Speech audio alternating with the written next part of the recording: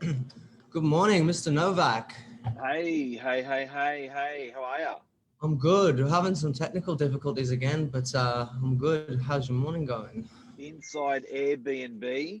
We're going to talk with everyone this morning about it. It's very interesting because holidays are going bananas at the moment. We're in the school holiday peak period, Yep. and we're getting word on the street from a lot of customers out and about, Airbnb, stuck to New South Wales.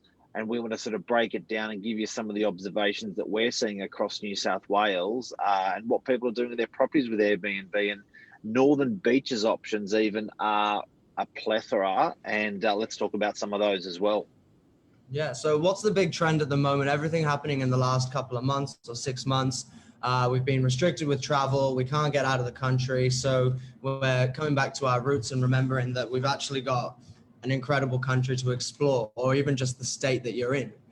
Living in Australia, quite blessed. So It's pretty interesting. We've got an 8-bedroom place in Forestville, and as Northern Beaches agents, we never really think of Forestville as a beaches area. I think because we are so beaches, we only think beach, which is something within a couple of 100 meters. But if you're in Blacktown or Penrith, you think beach, even if it's 20 minutes away. They're happy to stay. So we were a bit astounded on, I think it was on Monday, going through a property going, who would Airbnb a house like this on a, and this thing's rented out till I think January, February next year, solid every weekend. yeah, I think there's $70,000 or $100,000 worth of bookings through this house, and yeah.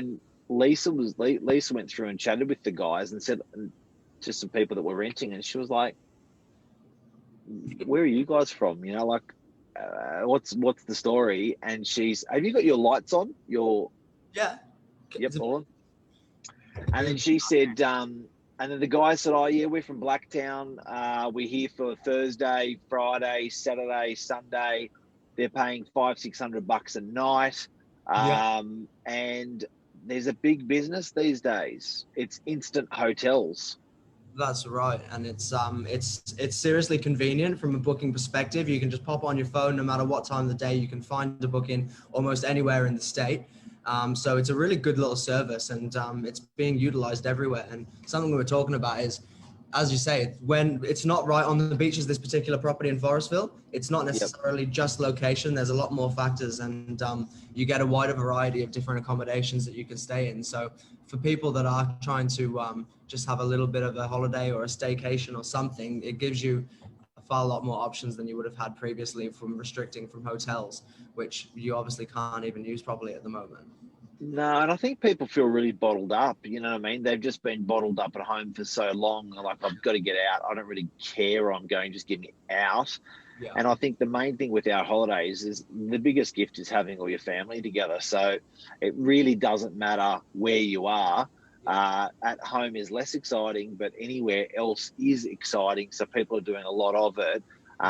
Something that was brought up when I was talking with Lisa Novak this morning, which I thought was really interesting, what she said, is people are still being able to tell employers they're at work. So, you know, if dad works 8 hours a day or mum works 8 hours a day, and dad says to the employer, "Look, I'm normally working from home in Blacktown, but I'm now going to be working from home in Colorado Plateau or French's Forest," the employer doesn't really care as long as they're getting their pound of flesh. So a lot of people are probably staying a bit longer on their holiday, or a lot of people are actually going on holiday what they wouldn't normally have time to take, still getting some work churned out, still spending time with the family. Very interesting. Yeah, so they're getting a little bit more of a mix of the balanced life that maybe previously people didn't have, especially if you had your big city corporate jobs, things like that took you away for a long time. Now you've got a lot more time. So something I found really interesting, Mark, we were talking specifically about Sydney, and that there's just under 37,000 Airbnbs. There's 36,662. Really? And that's just accounting for Sydney.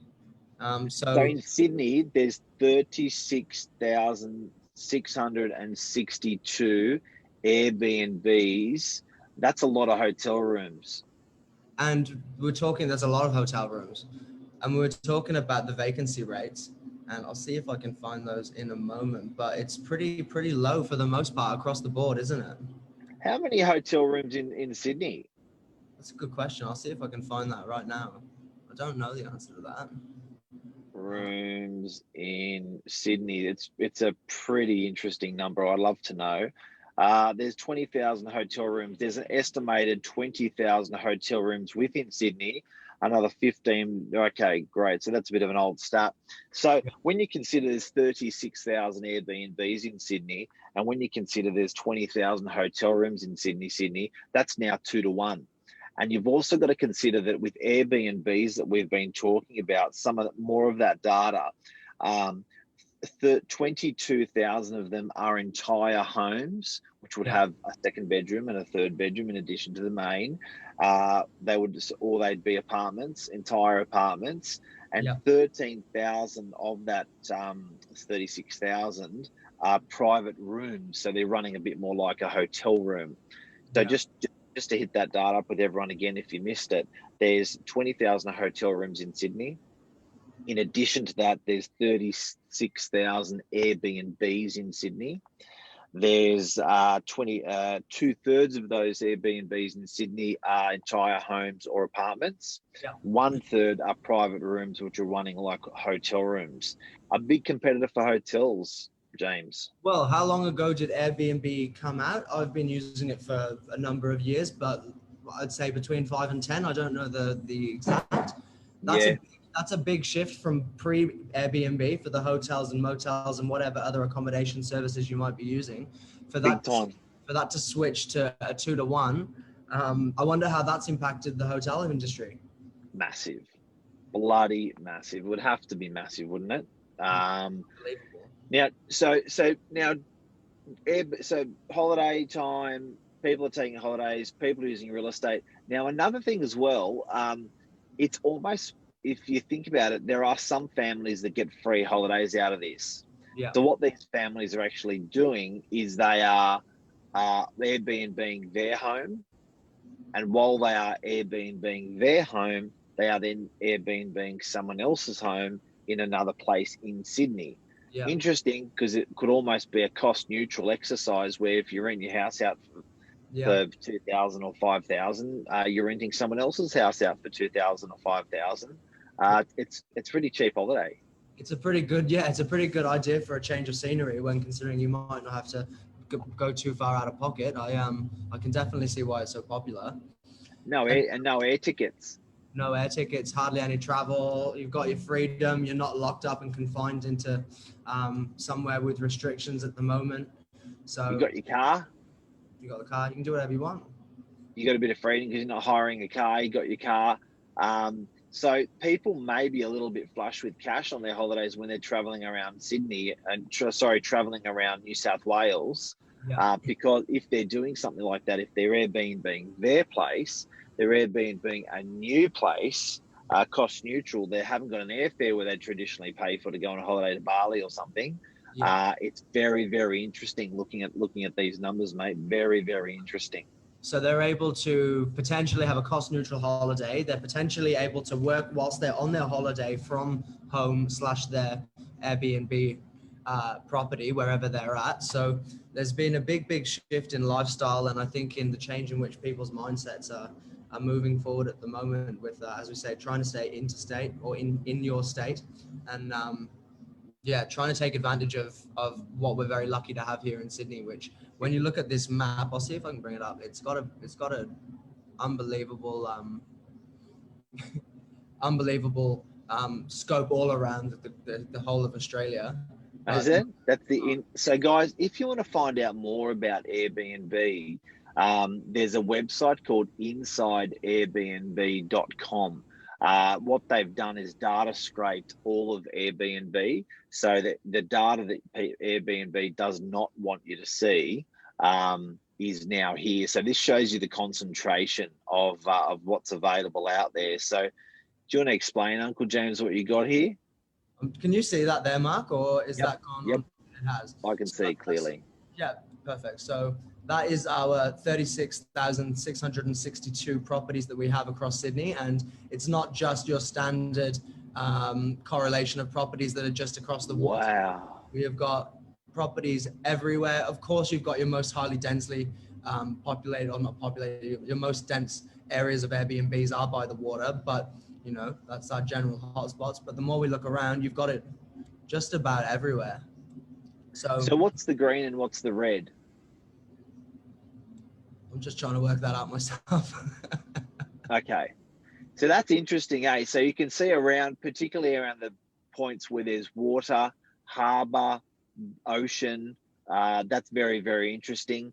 Tracking on your right-hand side there, 36,000 properties are sitting on Airbnb at the moment.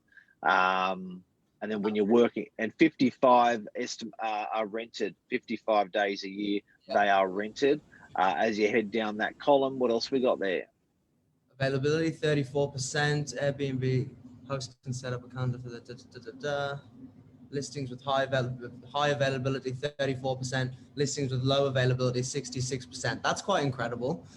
Out of nearly 37,000, only having high availability on 34% of them. So most things are booked out almost all the time. It's not easy. I don't know if you've looked on Airbnb lately, Mark, but I can remember having a look on it for, I think it was just Blue Mountains or something along the lines, and you couldn't get a booking on the calendar for 6 months to a year for almost, well, these are probably quite popular spots, but you know, a year. You've seriously, there's a serious waiting list for all these things. So yeah, and look at that. You've even got Airbnbs in Blacktown and Penrith and Liverpool. Yeah. So obviously there's a market for it if people are whacking stuff up. It's incredible. Well, I wouldn't have thought Forestville would have had it, and it does. I guess you've also got, sometimes you want to go and spend time close to your family that could be in Blacktown, and you may rent a house down the road from them for a week or two if you're, you know, mum, dad, and some kids. Yeah. Well, that's it. It opens up the options for you quite well, doesn't it? As you say, it could be something as generic as that, or it could just be taking a holiday. But yeah, it's not just about getting to the water. It's about being with the people you want to be with. Yeah. To enjoy the time you're spending. And I don't think location comes absolutely top of the cake anymore. I think it's probably second, third, fourth. Just get out of the house. So what are the nuggets out today before we close off? Airbnb's pumping. Always consider renting your place out when you're taking an Airbnb. Yeah. The main thing people are taking these holidays for is they get together. A big win this holiday period compared to any other holiday period of other years is mum or dad can do a little or a lot of work while they're away, which means they can potentially take an additional extended break because they're still working as well. It's pretty interesting times, dude. Yeah, sure is. Have you got any bookings anytime soon? No bookings. I haven't booked anywhere. You booked anywhere? No, not at the moment. And thank you for anyone who's watching today and making comments today. We don't have visibility over comments, unfortunately, this morning. But hopefully you're well and have a great weekend. Keep an eye out tomorrow for Morning Minutes, everyone. We've got one of the most legendary rural agents in New South Wales. He going to be Angus McLaren. He's going to be reporting what he's seeing across country New South Wales. He's a weapon. He's a model for tractors, for John Deere tractors. So he's a very good-looking man. All right. Just joking. And he's a good personal friend of mine. So I keep an eye out tomorrow, and you can learn about what's happening in rural New South Wales, what sort of capital growth you can expect out of rural New South Wales. Does the value of rural New South Wales go up? Can you rent property for good money? Is it worth buying? What are the interest rates? All that sort of exciting stuff that you may be asking yourself while you're stuck in New South Wales, looking around New South Wales. Yeah, well referenced. I think you had a really good one a couple months ago on a similar topic. So that'll be a good one. Mark, thanks very much. Thanks, bud. Cheers, guys. Cheers, man. Bye, everyone.